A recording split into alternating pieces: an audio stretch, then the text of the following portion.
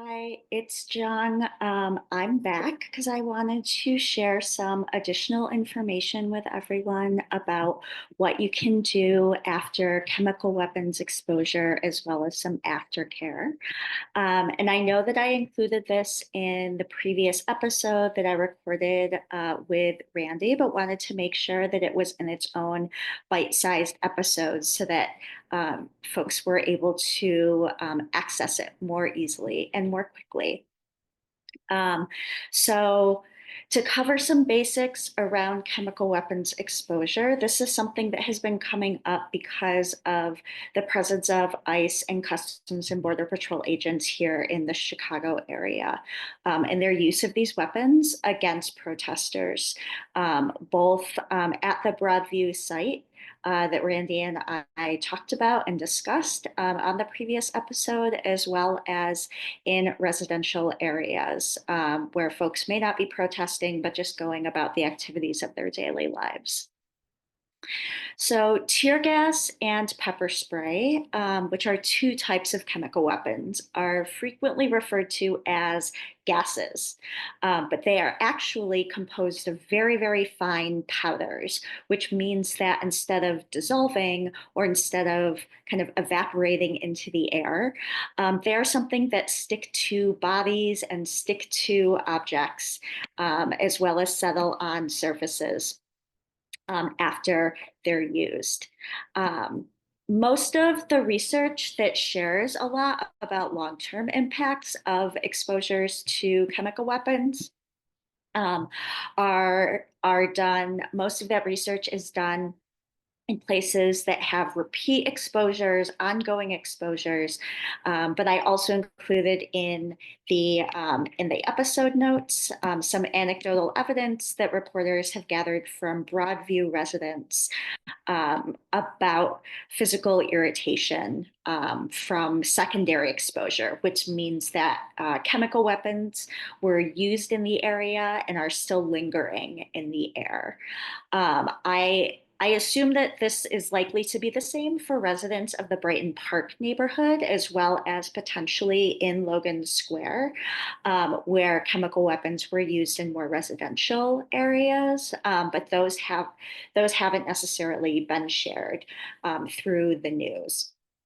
I can share for myself as someone who was on the ground at Broadview and didn't experience direct chemical weapons exposure there, but did experience secondary exposure from previous chemical weapons use.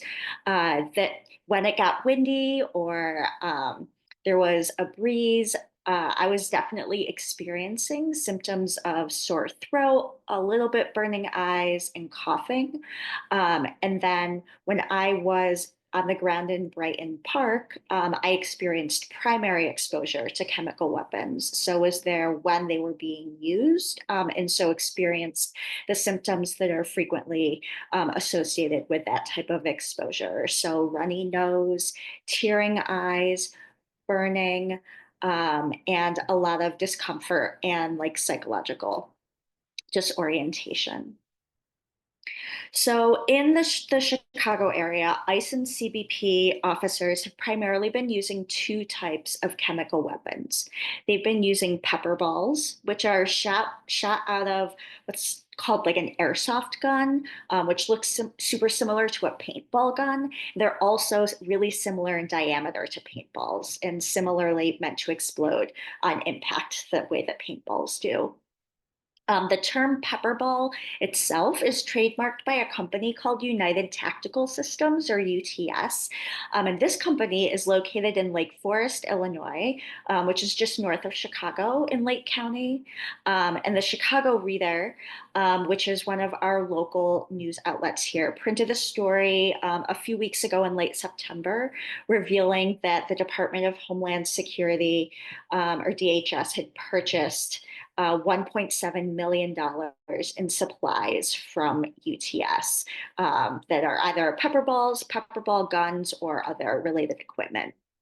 So that's one type of chemical weapon that that ICE and CBP have been using. The other type is called CS gas, and this has been used in a variety of canisters and different smoke colors and is manufactured by a company called Defense Technologies.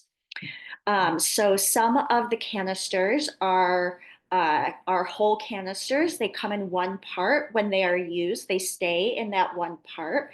And then others are in three parts that are meant to break apart into three different parts to increase the area that the smoke and gas can reach. So when they get to their high temperature, they'll break apart and then be able to scatter the CS gas kind of in a bigger radius.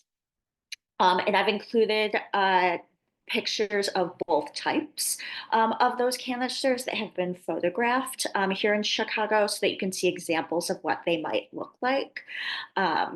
If you know, see them in your neighborhood or want to just search for more information about them based on the pictures or the logos. Defense Technologies as a company, it's a US subsidiary of a company called BAE Systems, which is a UK company.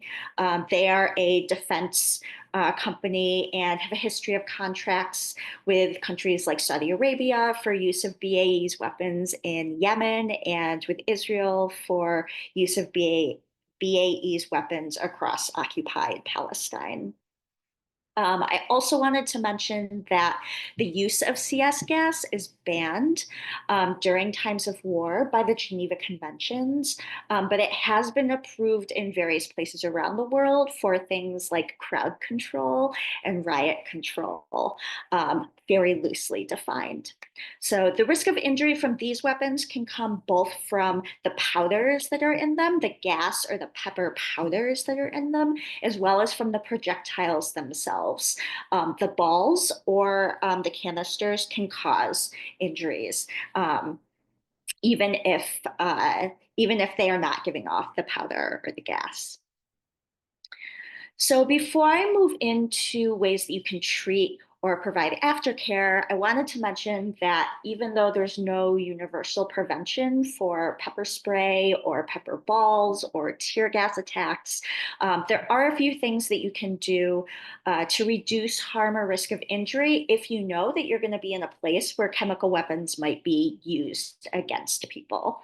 And these are things that I do as a protest medic, just to make sure that I'm able to treat as many patients as possible hopefully without getting injured myself. So these things include wearing long sleeves and long pants, wearing long socks and closed-toed shoes.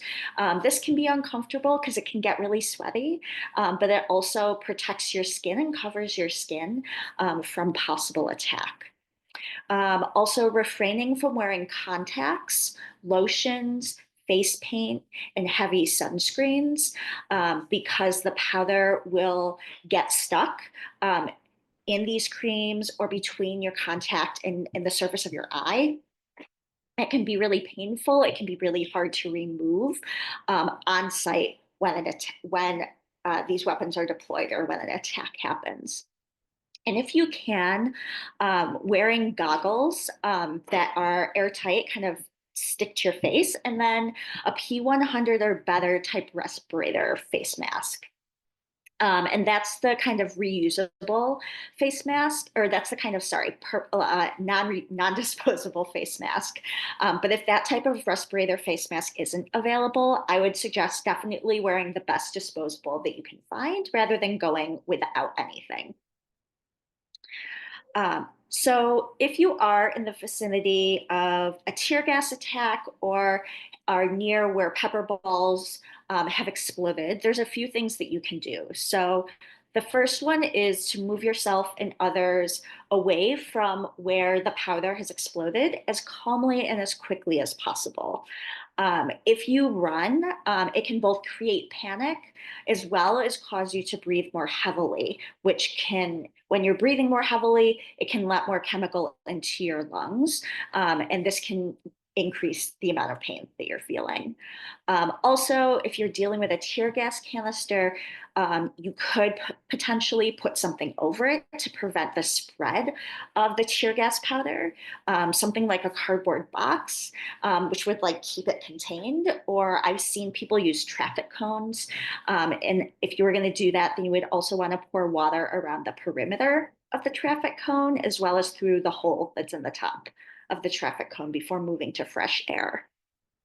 Um, and if you have like really thick gloves on or are prepared to do this as an action, you could also throw or kick a tear gas canister away from you or away from the crowd before moving to fresh air, but also knowing that this comes with high risk of injury due to the temperature of the canister. And it could also come with high risk of charges if the way that you are kicking or throwing the canister is like back in the direction of the officers who deployed it against you. So it's just to know those things and to keep them in mind. Um, so next, I'm going to share some things you can do to treat tear gas or pepper ball exposure, both immediately, kind of on the scene, as well as in terms of the aftercare. So immediately on the scene, what you want to do to treat tear gas or pepper ball exposure is to tilt your head all the way back. I demonstrated this in the other podcast video conversation that I had with Randy. You're going to tilt your head all the way back like this. And then either kneel or squat if you need to lower the level of your face or your head. I'm short, so I'm regularly asking people to kneel or just get lower than me so that I can reach up to their faces rather than having them stand next to me. And then you're going to take a water bottle or a bottle of water that has one of those like sport tops. And starting at the inside of the open eye, you're going to squirt a direct and steady stream of water like this, kind of while you're moving that water bottle outwards. And a few things I wanted to mention about this, because the way that you do this is important to how well it can be used for treatment. So it's going to be temporarily painful, but it's important to hold the eye open, and this can help you effectively remove all the debris. So remember, it's a powder, a really fine powder that's settled in. And so if you have your eyes closed, which is definitely going to be your like natural instinct, especially if you're in pain, you want to either hold the eye open or have someone hold the eyes open so that that water can get in there and kind of flush everything out. Um, and then remember that it's not necessarily the composition of the liquid, so what's in it that's most important. It's actually the impact of that water stream moving the tiny powder particles. So that's why you start at the inside and then move outwards, because you're hoping that like the gravity will do its best to like have a stream of water outwards. And that's why I recommend water as being the most effective way to do this. So mixes with Maalox or baby shampoo, they haven't necessarily been found to be any more effective than water on its own. And if you're using milk, it can be harmful because of how quickly and easily it might spoil if you're like carrying it outside for a while, as well as you don't know if the person could have an allergy to milk or a sensitivity to milk. And it could irritate kind of like the inside of the eye more than water would. So that's why I always recommend water. It's usually cheaper and more widely available than any other like DIY mix that you also might make yourself. So I doing that until the pain subsided, and then trying as much as possible to not worsen things by rubbing your eyes. So that's what you can do immediately after exposure. And then in terms of aftercare, I would suggest removing the clothes that are soiled or that may have been exposed as soon as possible, and putting them in a plastic bag. A grocery bag is fine, and tying that up and setting it aside.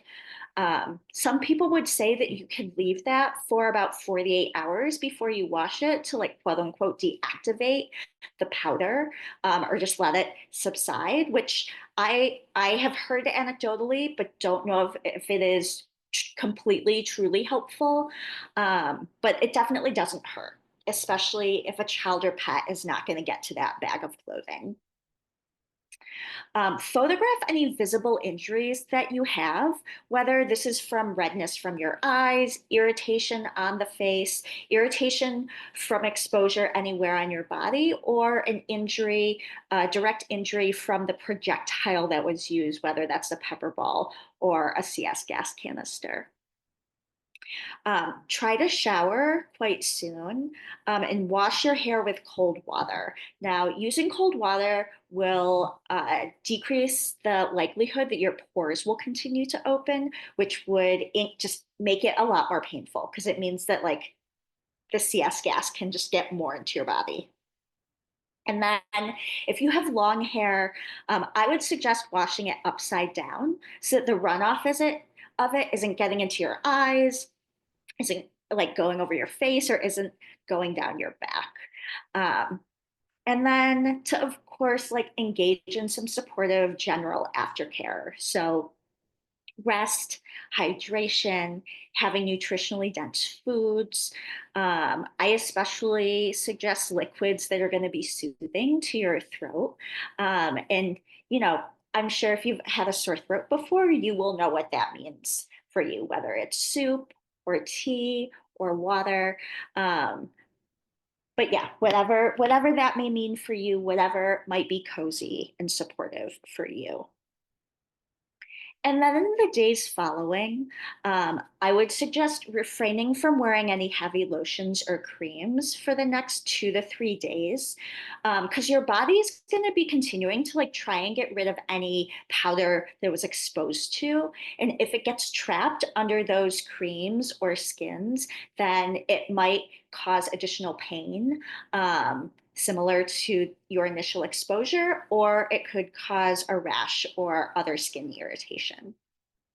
And then, even if you are not a person that typically goes to the doctor, if you're like, I'm going to tough it out, I'm going to see what happens, I would suggest to make note of all the symptoms that you experienced kind of from the time of your exposure to at least like 3 to 5 days after, and to seek additional care if needed. And that helps to start a paper trail of evidence that, like, you were impacted by this chemical exposure.